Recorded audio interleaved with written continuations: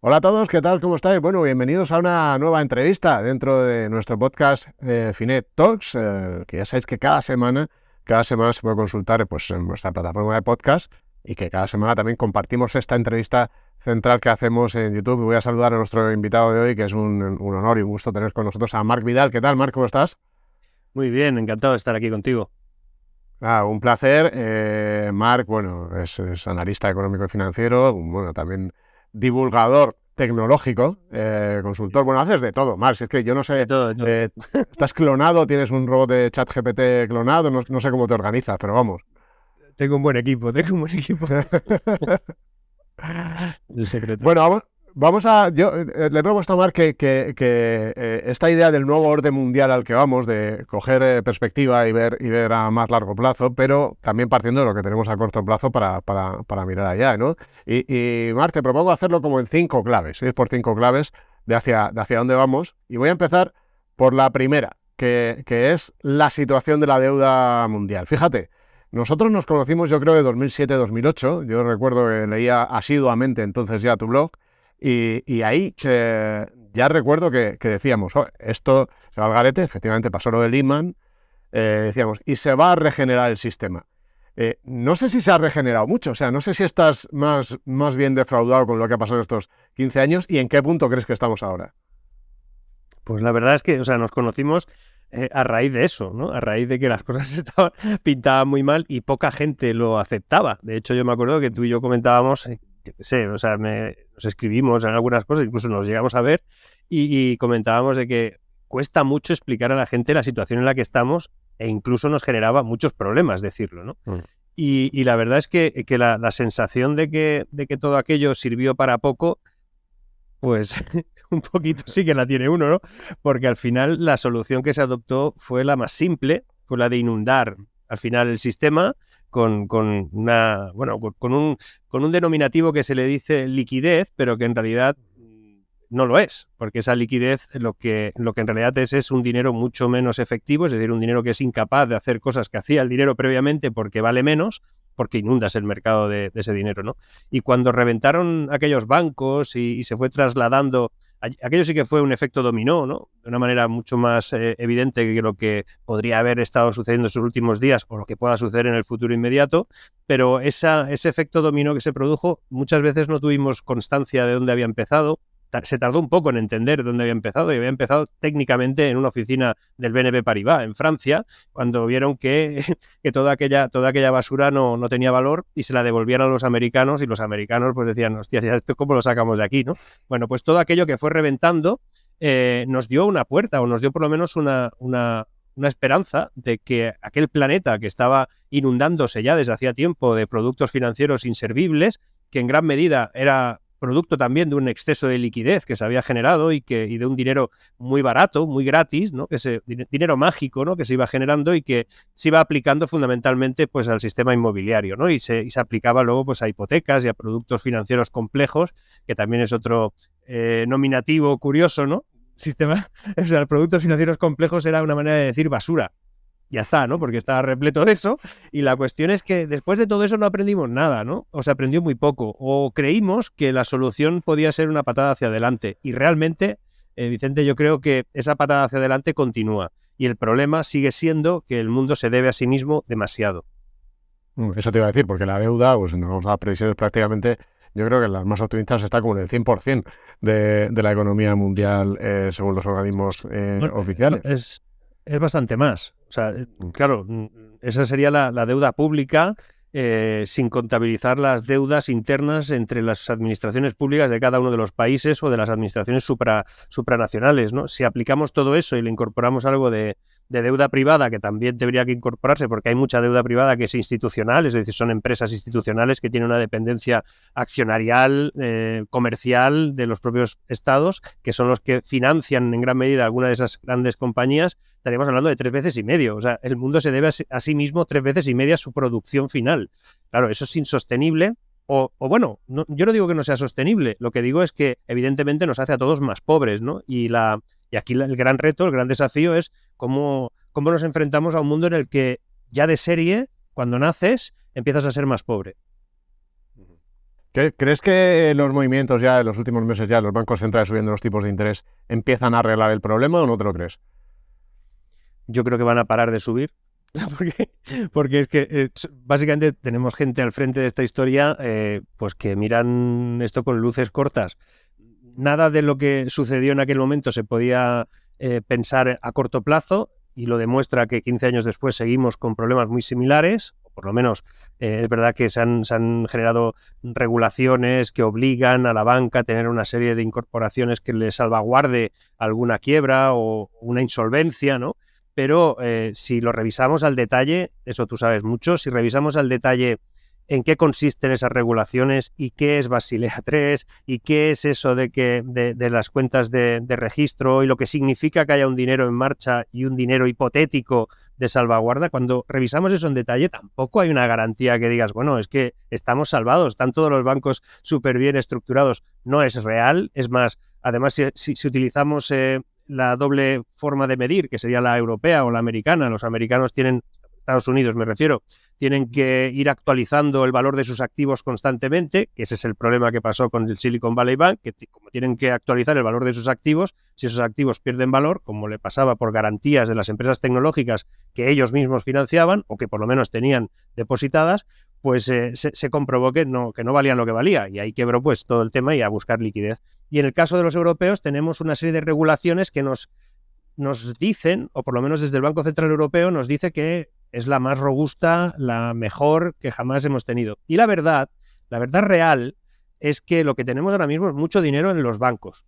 Pero eso no quiere decir que los bancos estén con una regulación que los pueda salvar para siempre. De hecho, tienen mucho dinero en los bancos porque han tenido, entre comillas, no digo, evidentemente no se puede decir la suerte, pero sí el amortiguador de la pandemia, que generó un exceso de ahorro y un incremento absoluto de sus depósitos. Y ahora mismo los bancos pues no quieren más depósitos, y eso lo sabemos todos, y por eso, por ejemplo, en España, pues tú pones el dinero en el banco y no rinde, es más, pierde valor constantemente. Entonces los bancos centrales han dicho, bueno, vamos subiendo tipos de interés, lo hacemos, de esa manera pues iremos reduciendo una inflación que era inevitable. Esto no viene, esta inflación no viene por una guerra solo, no viene por un momento puntual de la economía. Esto viene evidentemente por ese exceso de liquidez que hay en el sistema, y porque cuando hay más dinero para comprar las mismas cosas, pues esas cosas valdrán más. Y eso es lo que está pasando. Y ellos, al subir los tipos de interés de forma más o menos violenta, que así es como ha sido, han distorsionado algunos elementos de la cadena económica, de lo que serían las relaciones entre los factores económicos,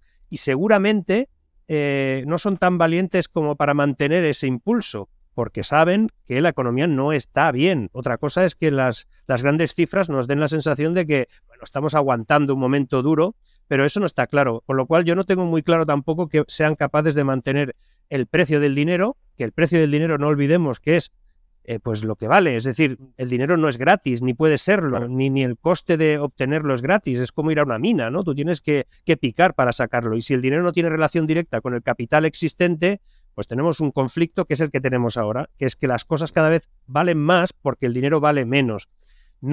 Sinceramente no creo que vayan a subir mucho más los tipos, yo creo que van a quedarse ahí, 0,25, 0,50 en el Banco Central Europeo, incluso, no sé, Lagarde decía ayer hasta el 5 y algo, ¿no? Ya veremos, pero yo creo que no van a llegar tan arriba porque antes se parará esto. Hemos entrado ya de lleno en la segunda clave, que yo te iba a plantear qué va a pasar con el sistema financiero, con los bancos mundiales, porque te he escuchado decir que la cosa está complicada y hablabas, pero no va a haber una súper gran explosión, lo que vamos a tener es pequeñas explosiones controladas, que yo creo la primera ha sido la de Silicon Valley Bank en esta nueva hornada. Lo que pasa es que yo creo que aquí, a diferencia, fíjate, antes hablamos de 2008, sí ha sido muy rápida la actuación de los políticos y de los bancos centrales. No sé si es suficiente, pero ¿qué te ha sugerido este cambio? No, me sugiere que estamos en manos de gente realmente peligrosa. Estamos en manos de gente muy peligrosa. O sea, ellos sinceramente creen que todo se arregla dándole al botón verde de la impresora. Y ya está. Que yo sepa, no han hecho nada más. O sea, que yo sepa, igual es que me he perdido alguna parte de las explicaciones, o esa mañana estaba haciendo ejercicio, pero realmente esta gente no ha hecho nada.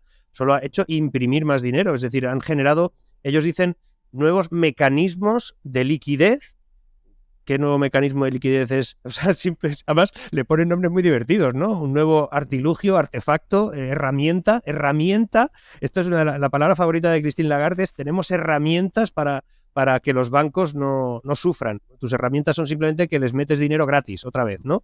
Es más, la gran trampa que estamos viviendo ahora, que tiene que ver, por ejemplo, con el por qué los bancos centrales son parte del problema o son culpables en gran medida de muchas de las cosas que van a pasar y están pasando, es porque ellos en un momento determinado se inventan nuevos mecanismos para nombrarlo de siempre. Por ejemplo, en Europa tenemos una cosa que se llama el plan antifragmentación. Seguro que todos habéis oído de eso. Bueno, pues el plan antifragmentación es lo de antes. Es simplemente que le doy dinero a quien le falta, se lo doy gratis, le compro su deuda y vamos tirando. Pero como ya no pueden mantener por las reglas fiscales que están en revisión y porque Europa, pues, por ejemplo, pues hay un momento que dices, bueno, ya está, ¿no? O sea, no se les puede estar dando dinero después de darles los Next Generation, después de darles el plan de recuperación, después de dar tanto dinero, después de los fondos de cohesión durante más de 20 años. Después de todo eso y que lo hayan tirado todo, no podemos seguir dándoles más dinero por la cara. Y entonces se inventan ese modelo que se llama plan antifragmentación porque se han dado cuenta de que si retiran esas ayudas, si complican el acceso al crédito, la deuda de muchos países no tiene ningún interés para nadie, salvo para los pobres jubilados que han decidido comprar letras del Tesoro porque consideran que de esa manera pues rentabilizan un poquito sus ahorros. Y ya está. Y nadie más va a comprar. Pero con los jubilados no se garantiza la compra de la deuda de un país que en estos momentos, por ejemplo, España, pues la tiene a un nivel que tiene que ir revisando anualmente 200 y pico mil millones, pues hombre, con los ahorros de los jubilados no se cubre. Es decir, lo cubrirá Europa de nuevo y lo cubrirá con nuevos artilugios. Por eso te digo que en gran medida esas explosiones se van a ir produciendo porque ellos consideran que son controlables, que son explosiones controladas. Mira, tengo un banco con un problema, le dejo que entre en riesgo, ¿no? Como ha pasado, pues, yo que sé, incluso en Suiza, ¿no? Y cuando entra en esa situación, vamos a llamar de otra manera el rescate. El rescate es una palabra que ya no gusta y entonces le llaman pues adquisición, le llaman fusión, le llamarán de múltiples maneras, pero al final no es más que un banco se ha ido abajo y todo eso lo cubre la socialización, es decir, todos nosotros. En Suiza lo cubren quienes lo cubran y cuando pase en Europa lo cubriremos todos en Europa, porque no van a dejar caer a nadie. Eso ya vieron que genera problemas sociales y como esta gente, ya te digo, miran a un corto plazo, no miran a un largo plazo, pues van dándole pequeñas patadas a la historia y las explosiones serán controladas. No va a quebrar el mundo, pero vamos a ser más pobres, es la conclusión. Tuvimos hace poco aquí a un invitado que decía, salvo que una se les escape y realmente sea donde lleguemos a la super gran explosión, pero bueno, parece... Vamos a pensar en unos que sí, bueno, si quieres comentar sobre esto, pero vamos a pensar en unos que sí miran a largo plazo, que es China, ¿no? Se está hablando mucho, yo te he escuchado a ti también decir que China ha ganado la guerra. No sé si ha ganado tanto la guerra real o la de propaganda, porque China tiene unos problemones de la pera también, Marc. China tiene unos problemones, sobre todo porque, y especialmente en el ámbito inmobiliario, ¿no? Que es decir, ellos han tenido un crecimiento que se vinculaba a una clase media que seguramente tampoco es tan media como nos han pintado. Lo que pasa es que es un país que su percepción del futuro es muy distinta a la que tenemos nosotros. O sea, ellos tienen una percepción del futuro a 50 años. Nosotros no hemos pensado jamás a 50 años, madre mía. Pero ellos sus planes de modelo económico, de expansión, de crecimiento, se plantean en estrategias que van a medio siglo. Y eso a nosotros no nos cuadra, nos es algo que nos distorsiona y por eso algunas de sus decisiones o sus planteamientos nos suenan a estos están locos o dónde van, ¿no? Bueno, pues ellos van haciendo. Y el hecho de que tengan problemas, obviamente que los tienen y muchos los derivan de una acción sociopolítica que ha sido pues de represión absoluta durante estos años, pues ayer vimos pues los resultados de crecimiento intertrimestral y ya supone bastante más de lo que se esperaba. Es decir, esta gente cuando arranca y eso nos va a generar problemas a nosotros también porque es gente pidiendo cosas, ¿no? No solamente fabrican, sino que piden mucho para poder fabricar y eso es una demanda de nuevo, sobre los mismos productos que existen. Si tú tienes más dinero en el mercado y tienes más gente que en estos momentos te pide más cosas y sigues produciendo más o menos lo mismo o menos, pues tienes un incremento de precios. Ellos van a ser parte de ese incremento de precios de nuevo. Es posible que esa inflación ya no la veamos a niveles como los hemos visto hasta ahora, porque la inflación no puede ser siempre a ese nivel o nos iríamos todos al garete, porque como es comparativa interanual, pues que es una de las cosas que en educación financiera deberían de explicar rápidamente. Perdón usted, pero que los alimentos sigan creciendo al 16,5 Dice, hombre, pero ya no son de un 17. Ya, bueno, pero es que no ha bajado medio punto, es que siguen subiendo un 16,5. Pues lo mismo, ¿no? Lo mismo que va a provocar una inflación que se puede quedar en el 5, en el 6%, que pueda bajar por alguna comparativa interanual en momentos puntuales al 3, pero que se vuelva a ir al 5. Estamos hablando de crecimientos que en nuestra sociedad, tal y como la tenemos montada, es un decrecimiento de la capacidad adquisitiva de la gente y es un empobrecimiento. Y China es un motor ahora mismo mundial. Ha ganado por diferentes razones. Gana porque ha conseguido algo que llevaba mucho tiempo buscando desde el punto de vista geoestratégico, y es que los bloques quedasen muy claros y que además uno de los bloques, ese que quedaba ahí pues más neutral y que incluso en un momento determinado es como la filosofía del intermediario, que es Europa. Europa se ha quedado ahí en medio sufriendo una guerra que le está generando más problemas a Europa que a nadie. Sinceramente, nosotros estamos metidos en un hoyo del que no hay manera de saber exactamente cuál es nuestro papel, o quienes deberían de definir ese papel no lo definen. Y China en todo eso se lo mira con encanto. Es más, tiene un nuevo comprador de todo, tiene además energía, tiene un proveedor que se lo deja bien de precio todo, que son los rusos. Es decir, tiene una movida que realmente pues salen ganando. Y luego además lo que tienen es una capacidad muy distinta a la que tenían antes con respecto al incremento de capacidades de innovación. Es decir, el mundo, por ejemplo, está basándose todo el ámbito tecnológico, de innovación tecnológica en la ciencia, y ellos lo están basando fundamentalmente en lo comercial. Es decir, ellos no están ya replicando cosas, sino que están aprendiendo cómo mejorar la cadena de valor de la producción de aquellas cosas que gracias a lo científico nosotros hemos desarrollado, ¿no? Y en eso nos están ganando en la automatización de todo, y además ya no estamos hablando solamente de que fabrican juguetes o globos de colores, sino que ahora mismo están fabricando cosas muy sofisticadas. El ejemplo más simple es que un iPhone, teléfono móvil de una marca, ¿no? El iPhone, que es el que se puede medir ahora mismo, hace unos años tenía simplemente una dependencia tecnológica de valor añadido del 9% de lo que se hacía, digamos, de elementos tecnológicos en China, y ahora la dependencia ronda el 20 y tantos %. Es decir, el iPhone ya no se podría fabricar tan fácilmente en otro lugar, ¿no? Ese es el problema. Y además que desde el punto de vista de la producción, hace poco venía una amiga que había estado en varios países de África y decía, está totalmente dominado por chinos, ¿no? Y empresas chinas, y en América Latina, que también conoces bien, cada vez más también, ¿no? O sea que yo creo que sí que ha habido un movimiento probablemente silencioso para mucha gente, pero muy efectivo en mano de obra, que es uno de sus problemas, uno de sus problemas graves en manos de obra. Es que es muy curioso porque lo que hicimos nosotros, ¿no? Los europeos, Occidente, fue irnos a China, ¿no? A plantearles que fueran nuestra fábrica, ¿no? Y les dijimos, vamos a deslocalizarlo todo y nos lo hacéis ahora todo muy baratito, nos lo enviáis, lo acabamos de ensamblar aquí, si es que hay que ensamblarlo, y lo vendemos. Y ahora resulta que los chinos han dicho, oye, ¿y si la fábrica de China está en otro lugar? Porque nosotros tenemos eso, un problema de mano de obra que se ha encarecido, que precisa, o sea, la más básica ya no les interesa tanto, buscan una mano de obra de algo cierto, de más valor en China y de menos valor añadido en otros lugares, y están creando fábricas de su fábrica, sobre todo en África, ¿no? Que es absolutamente demencial lo que está pasando allí. O sea, es un análisis que no está haciendo nadie, o nadie lo quiere hacer, o nadie se atreve realmente a enfrentarse a esa realidad, pero África ahora mismo pues podría perfectamente poner la bandera de China en casi todos los países. Lo me contaban, sí.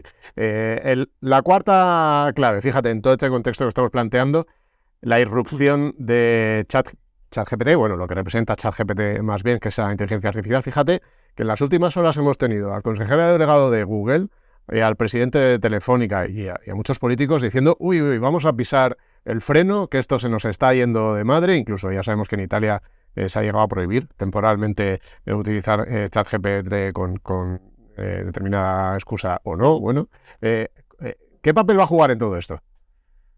No sé, yo cuando alguien dice que va a parar algo, lo va a controlar, yo ya desconfío, ¿no? Y cuando además lo dice gente que relativamente son establishment, ¿no? O que tienen cierta relevancia en el ámbito de las...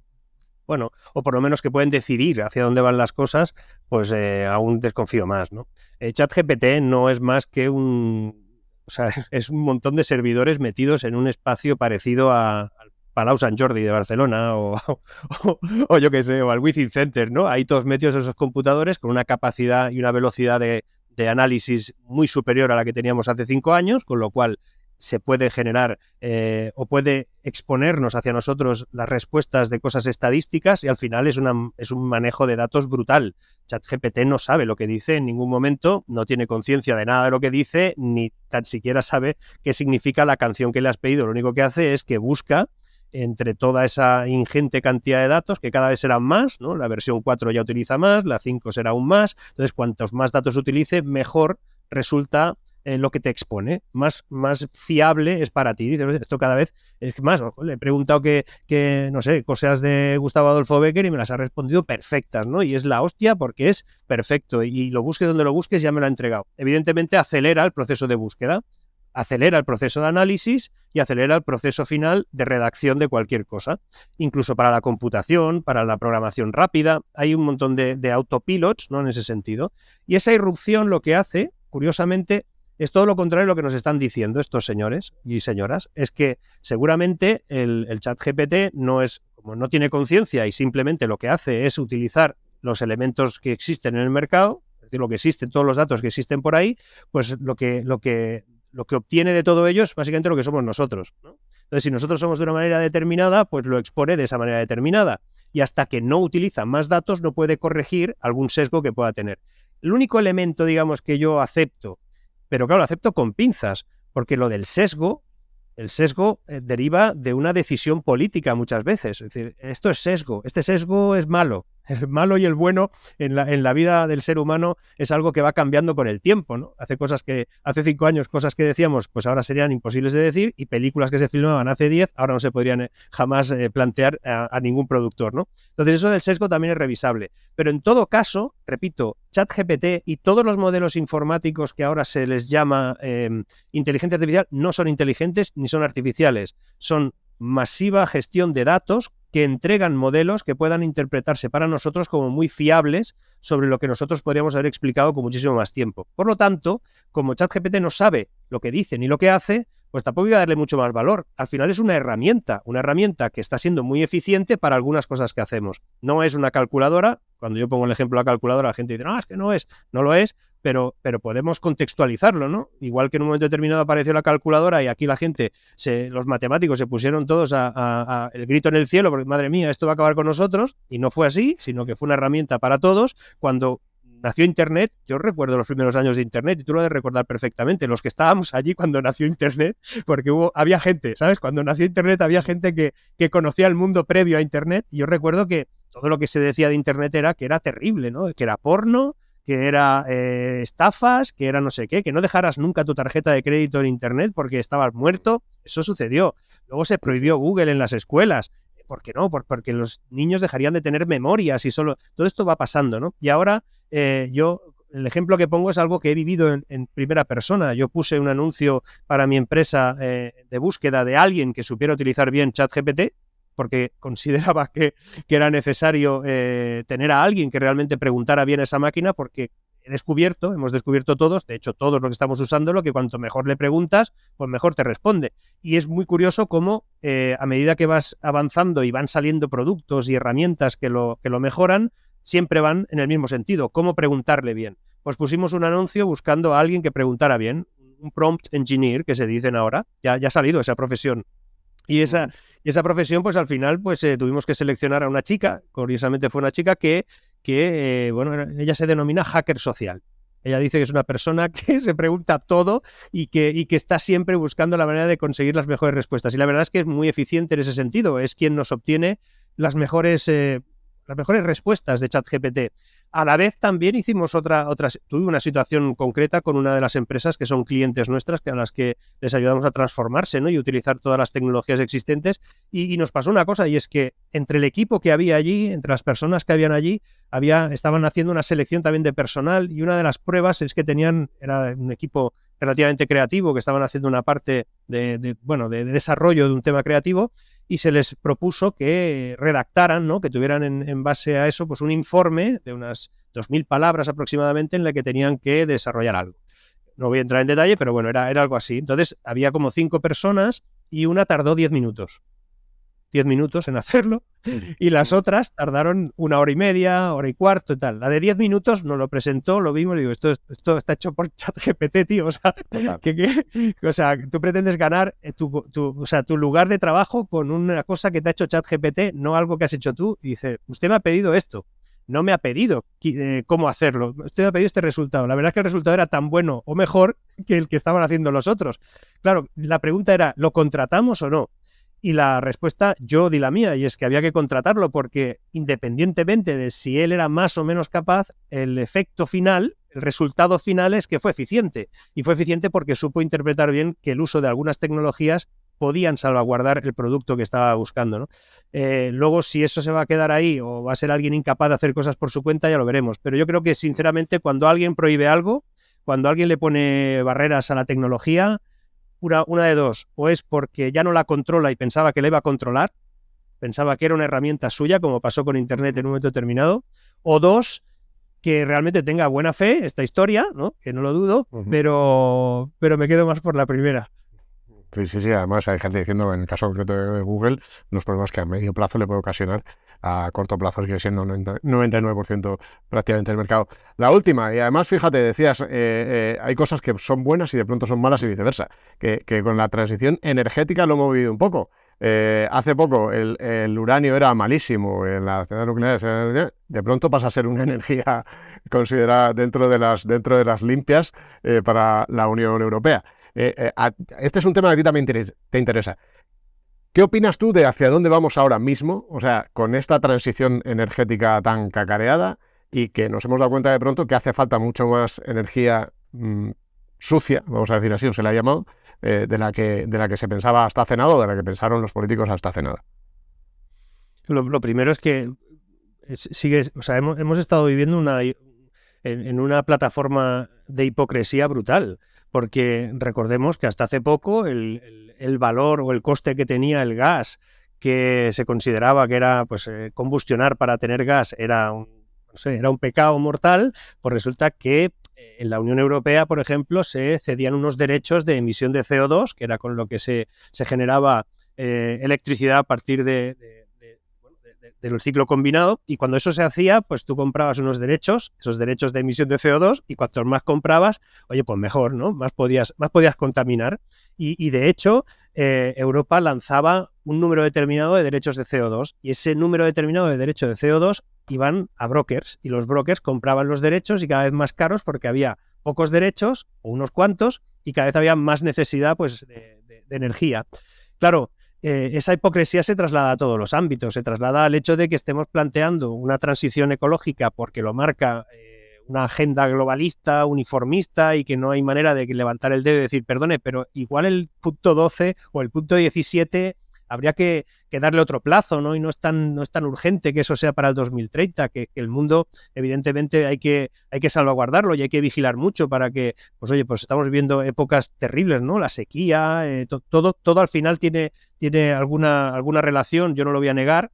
Lo que pasa es que, igual que la tecnología nos va a ayudar a solucionarlo, habrá que adaptarse bien a esa tecnología, y hacerlo todo de repente y de golpe puede complicar aún más las historias. Es decir, puede generar que lo que está pasando ahora mismo en las calles de París parezca Disneylandia comparado con lo que nos va a pasar. Es cuando la gente realmente descubra que ese cambio de modelo energético no es fácil, no es gratis, y que al final lo pagamos los de siempre. Entonces eso se tiene que hacer con cuidado, ¿no? Y sin embargo, también me quejo de que, por el otro lado, es decir, por la contra, los que consideran que esa agenda globalista que busca un cambio de modelo energético urgente, sin miramientos, que para el 2030 y no sé qué, pues ya no se pueda circular con no sé qué tipo de combustión, y enfrente hay una gente que son también un poco talibanes, ¿eh? Están los talibanes de lo verde y los talibanes de lo no verde, y te dicen que si llevas un coche eléctrico es que eres lo peor. Yo tengo un coche eléctrico y no lo compré solo por un tema, no sé, de cambio climático. O sea, yo no lo compré solo por eso, lo compré porque me gustaba la conducción eléctrica, porque soy una persona que a mí los coches me dan bastante igual, pero que ese coche me hacía conducir de una manera determinada, y sobre todo porque para el uso que yo hago de ese vehículo que sea eléctrico a mí me va mejor. O sea, me va mejor eso, lo dejo cargado ahí 2 semanas y no tengo que pasar por ningún sitio, ¿no? Y además lo cargo en mi casa y lo cargo de una manera en el que a mí esa electricidad que consumo me sobra y la puedo lanzar al sistema y el sistema pues la reparte en la Internet de la energía, ¿no? Es decir, me sale rentable. Y hay gente que critica eso. Pues yo creo sinceramente que tenemos que buscar un punto intermedio, es decir, la agenda globalista que busca el cambio inmediato, forzado, sin mirar las consecuencias que va a tener todo eso, incluso sin mirar que no todos están preparados para lo mismo, y luego por otro lado los que absolutamente no a todo lo que tiene que ver con eso. Creo que hay un punto intermedio y es busquemos una fórmula por la cual incluso hoy en día un coche de combustión no consume lo que ellos dicen. El problema de la contaminación está en las grandes chimeneas que hay en China, que hay en Estados Unidos, que hay en Europa también, y no tanto en esa historia. Me da a mí la impresión, porque un coche que consume 1,8 litros de gasolina a los 100, pues no tiene nada que ver con el que consumía 14 hace 10 años, y seguramente eso habrá incidido también en que se combustione menos. Yo creo que hay que intentar buscar puntos de encuentro en ambos casos, porque si no nos vamos a encontrar en un enfrentamiento ridículo que solo va a generar problemas. Marc, vamos a terminar aquí. Aquí nuestra audiencia, que son básicamente inversores, a lo mejor se quedan diciendo, joder, pues con este escenario tan complejidad que habéis repasado aquí, uno tiene que invertir o no. Hombre, lo que tiene que hacerlo es haciéndolo con mucha cabeza, con mucha diversificación, ¿no, Marc? Sí, no, claro, o sea, por supuesto, o sea, yo siempre en mi canal de YouTube digo que yo no doy consejos de inversión porque no los puedo dar, ¿no? Pero que ya los di hace muchos años. Pero la cuestión es que, sinceramente, ahora es cuando hay que buscar cómo rentabilizar el capital que uno tiene, ¿no? Y evidentemente hay muchos elementos, ¿no? Desde lo inmobiliario hasta evidentemente los fondos de todo tipo con los que vosotros trabajáis. Hay muchísimos elementos. Lo que no se puede dejar el dinero ahora mismo es quieto.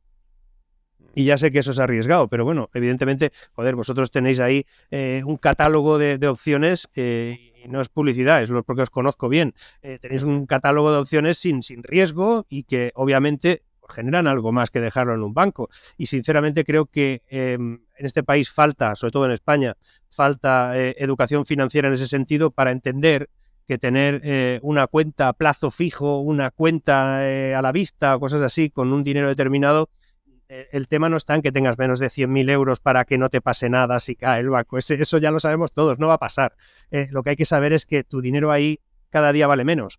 Y si te esperas 10 años, pues los 100.000 euros esos que creías garantizados, en realidad estás garantizando 90.000 o menos, ¿no? La cuestión es, hagamos que el dinero se mueva y dejémonos asesorar por gente que sabe y ya está. Y esa es mi recomendación, es carteras diversificadas, lo más seguras posible, trabajar con lo de siempre, es decir, ese 30% de riesgo, ese 30% de menos riesgo y luego un 40% de total seguridad y vamos aguantando y ya está, y tener un poquito de suerte y que las cosas vayan pasando. De todos modos, si es a largo plazo, eso lo sabes tú mejor que nadie, a largo plazo el dinero siempre genera un beneficio, pero si es a largo plazo, el que esté todo el día tradeando, ese va a perder. Eso es un sin vivir, Marc, eso es un sin vivir. Sin vivir, bueno, sin vivir. Te agradecemos mucho que hayas repasado el mundo así en estas 5 claves con nosotros. Ha sido un gusto tenerte por aquí y saludarnos tantos años después, además. Muchísimas gracias por tu tiempo, Marc. Un placer, gracias. Bueno, muchas gracias a todos. Comentad vosotros vuestra opinión. Hemos tratado muchos temas muy interesantes. Dejádnoslo en los comentarios cómo lo veis vosotros. Por supuesto, os agradecemos, ya sabéis, un like si os ha gustado esta entrevista. Nos vemos en el siguiente vídeo Finet.